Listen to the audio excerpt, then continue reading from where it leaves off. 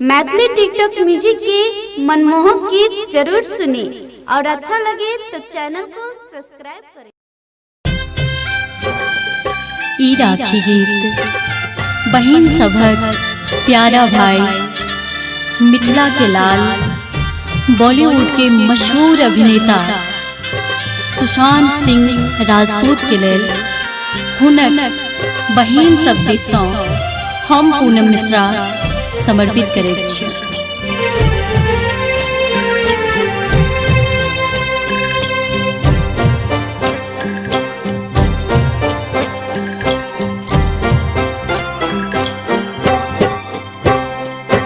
सुनु यौ सुशांत भाई रक्षा बंधन आई, रक्षा बंधन आई राखी लियो ने बन्हाई, आई राखी लियो ने बन्हाई।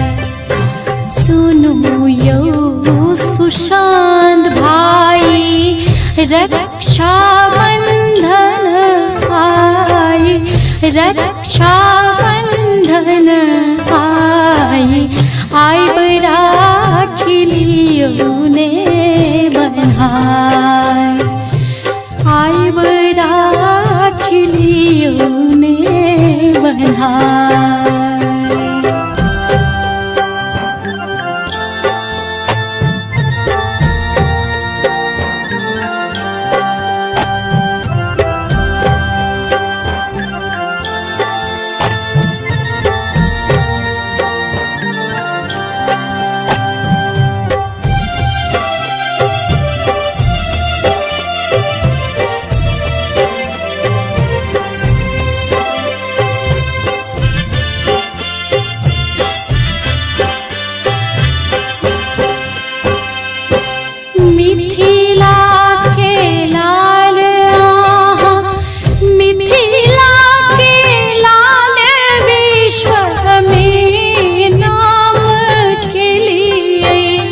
विश्व में नाम के लिए आइब तिलक लियो ने लगाई, अहि का भरोस सब बहिन जीवै छल, बहिन जीवै छल।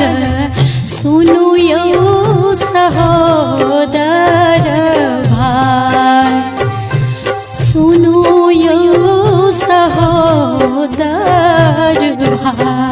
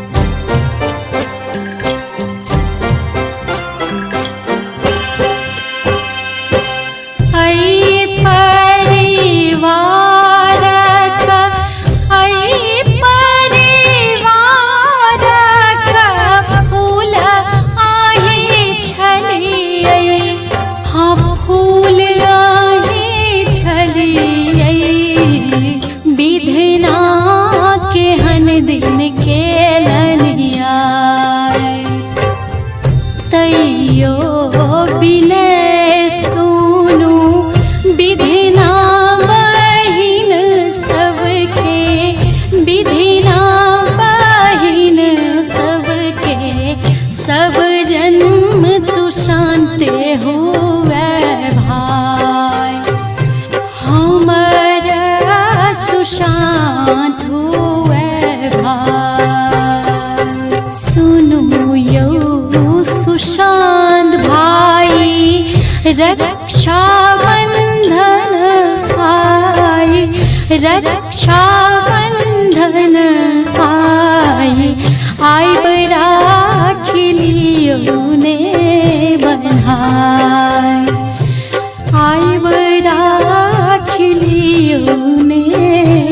बढ़ाई।